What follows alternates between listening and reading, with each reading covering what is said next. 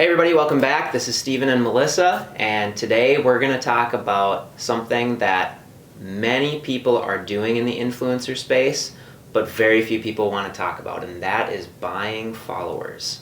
I would say about 2 years ago, I started networking more than ever before as my business really took off, especially on Instagram. And I was so surprised as I reached out to like-minded creators and people who were bigger than me and I aspired to, how many of them shared that they bought their followers.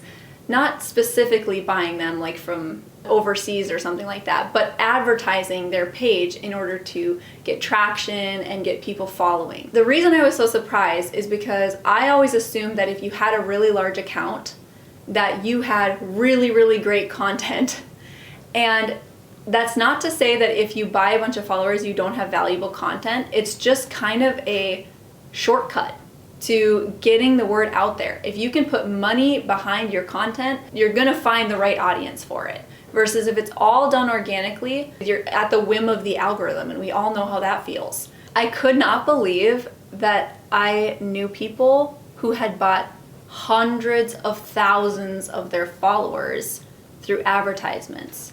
But it also was such a comfort to me, someone who'd been doing this for years and years and years with very slow growth. Finding this out really made me feel so far behind, not because they were bigger than me in following, but because I realized that these people were truly treating their page like a business and that I was not. Because when you do the math, it makes a lot of sense to advertise your brand, your content creation financially. And we're going to go through those numbers in this video. So I want to talk about my experience with buying followers. You can do this, you can advertise your page on any of the social media platforms, TikTok, Instagram, Facebook, and YouTube. But the only one that I have experience with is Instagram, so that's what we're going to delve into the numbers of today. When I first kind of came to this realization, we're talking about that a lot of people utilize advertising in order to get some traction on their page. I was at about 20-some thousand followers on Instagram, and I noticed that 50,000 was a real benchmark for getting sponsored work. And so in my mind, I was like, if I can just buy my way to 50,000 followers, then I'll be golden. So that's pretty much what we did. And I want to talk about how that actually worked from a financial perspective. So Melissa had roughly 25,000 followers, so we figured she needed to buy roughly 25,000 followers. We had no idea how much that would cost. Was it $1 a follower?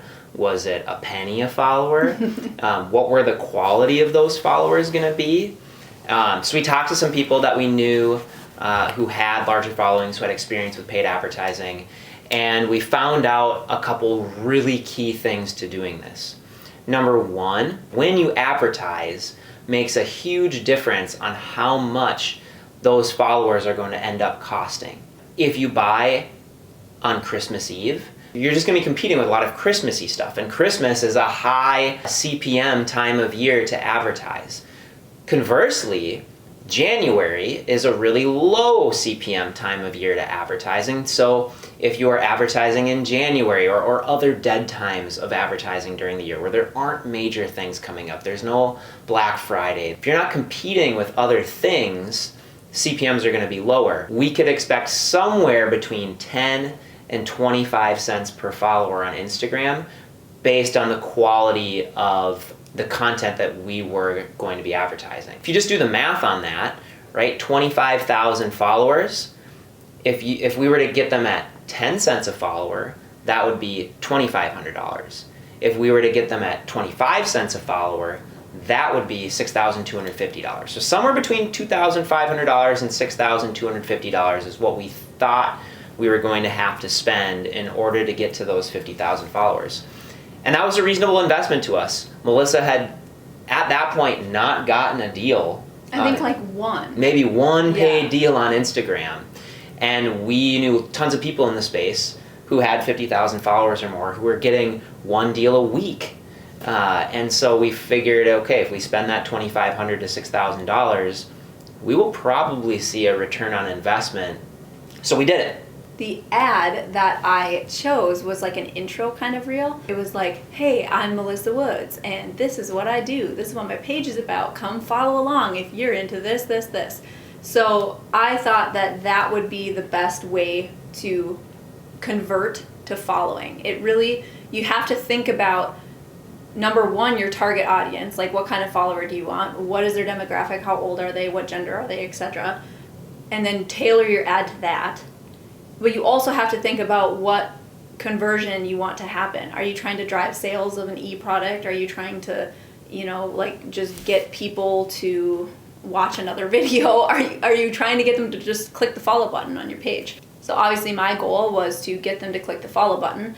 And when you're setting this up through like the Meta business profile, you have to do it on a desktop. And you can select your advertising for Facebook or Instagram. So when I was setting this up, you actually designate what you're trying to do. Are you trying to get them to book an appointment? Are you trying to make a sale? Are you trying to get them to shop on a website? Are you trying to get a following? And then there's like a button that pops up that says that. And so I thought an intro reel, and I would suggest this to you as well, an intro reel is really the best style of ad to make if you're trying to just convert followers. We did try a couple different versions of the ad, and we tested which one performed better. We found an ad that converted really well. And while the CPMs were low, so while we were paying between, let's call it 10 and 15 cents a follower, we were running that ad pretty heavily. We ended up running that advertising until May, when Melissa hit 50,000 followers on Instagram. And the average cost of a follower was 13 cents at the end. We got all the way up to 17, 18 cents in May for how much we were essentially buying a follower for via that boosting method. And if you do the math overall, it was a little less than $3,300 we spent to get Melissa from 25,000 to that 50,000 follower mark. Now, I want to qualify that by explaining there is nowhere in your analytics that will give you the metric of like, this is how many people converted because of your ad to follow your page. We had to do that math. We had to pay attention to my follower count. We had to pay attention to what we spent, and then we had to do the calculation. That being said, there probably was some organic growth. It's just that during that time, I had nothing pop off. I had nothing go viral. So we're thinking that the organic growth was pretty negligible. So was it worth it? Did Melissa actually start getting deals at this 50,000 follower mark like we thought she would? What a good question. Well, this is kind of complex because initially I thought, no, that wasn't worth it because I still was not landing Instagram deals. And still to this day, I hardly do sponsored work on Instagram. I don't know why. Maybe my page is just cursed, but but I will say, yes, it probably was worth it in the end because as soon as I hit a bigger number, I definitely noticed that I had more influence, like the ball was rolling to continue growing. Basically from 50,000 on, I grew steadily. I started to have some viral content. And it's not that my content got significantly better, it got slightly better, but I was doing really cool and really complicated projects at a lower follower count. I think what it is when somebody comes across your content and then they go to your page and they see you have all these followers, they're just a lot more likely to click follow too. Because they're like, oh wow, she's really impressive. All these people are following her. And that I've noticed just gets easier and easier and easier. The bigger that follower number is, the simpler it is for people to decide to click follow. Now I'll say a couple more things that I think Melissa's being a little humble about. One, she did get paid deals on Instagram that year that exceeded the amount that we spent. Mm-hmm. And I think that's very important to note. By actual dollars, she was not getting paid deals on Instagram before and did get paid deals in excess of the amount we spent on advertising after. So that's thing one. I think in real dollar terms, it was immediately worth it. Thing two, she started getting some what I would call soft brand deals. So deals where she wasn't getting monetary compensation, but she was getting other things. She was starting to get products. We got a trip paid for because of her Instagram following, etc. And that wouldn't have happened with a much smaller follower number. Third thing is Melissa is big on 4 different platforms: Facebook, TikTok, Instagram, and YouTube. And having an Instagram that only has 20,000 followers, but a YouTube that has 150,000 and a TikTok that has 200,000 and a Facebook that has 200,000, it makes that Instagram following a lot less desirable from a brand perspective. Whereas once she hit 50,000 and then eventually 100,000 followers, now that platform was a legitimate platform. And so it didn't become a barrier to her getting an all-encompassing deal, a deal that spanned across multiple platforms. Yeah, that's actually a really good point. Steven's right about that my Instagram following was always kind of an embarrassment to me because it was a lot lower than the rest of my platforms, and now it's just like right in there. And I've really grown so much since we did that paid advertising. I've grown so much organically. I feel like it gave me like a boost off the ground when my Instagram had been stagnant for so many years. I want to be clear about a couple things too. We have not done paid advertising on Instagram for more than a year now. We probably will try it again at some point just because it was such a good return on investment, and the quality of follower that Melissa was getting from these campaigns was good. It wasn't a person in a developing country with a lower income who was only going to look at the piece of content once and then never interact with Melissa's pages again. If she had gotten a lower quality audience, it would have cost less per follower. But Melissa wanted a high quality audience. She was willing to pay more for that audience, and so she did. And those followers directly correlated to higher story views, to higher views on Reels. She didn't just get those followers and they did nothing for her. Yeah, let's talk about that a little more because that is something I was super pleased about. They were interested in what I was doing. They were engaged. I increased the number of DMs. I increased my story views. I increased my click-through rate on links. I truly increased my influence, which I've gone viral on Instagram now like 3 or 4 times since this. And I mean, at first it's like, whoa, I'm getting 40,000 story views. This is wild. And then it just all goes away.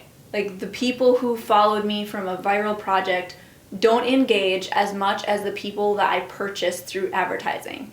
And a lot of times the people who came over from those ads don't even realize, because what I was putting ad spend behind was an intro reel. They think they came across it organically. They don't even realize that they were advertised to in order to find me. So now that you heard about our experience with buying followers, I hope that you learned something. But there's one caveat I want to say. Make sure when you're creating your ad that you look through some of the rules as far as paid usage. A lot of times you can't use popular music. We got in trouble for that once. You can't use any like logos in your video. Whenever you're putting ad spend behind something, it has to be entirely yours. Entirely yours. And you also have to be careful about showing anyone else in the video, like your children, your spouse, etc. Think about that when you're creating your ad, and best of luck to you. I hope that this inspired you to think about your influence as more of a business and be conscious about some ad spend to support that business. Don't forget to hit follow and subscribe to catch your next video. See ya.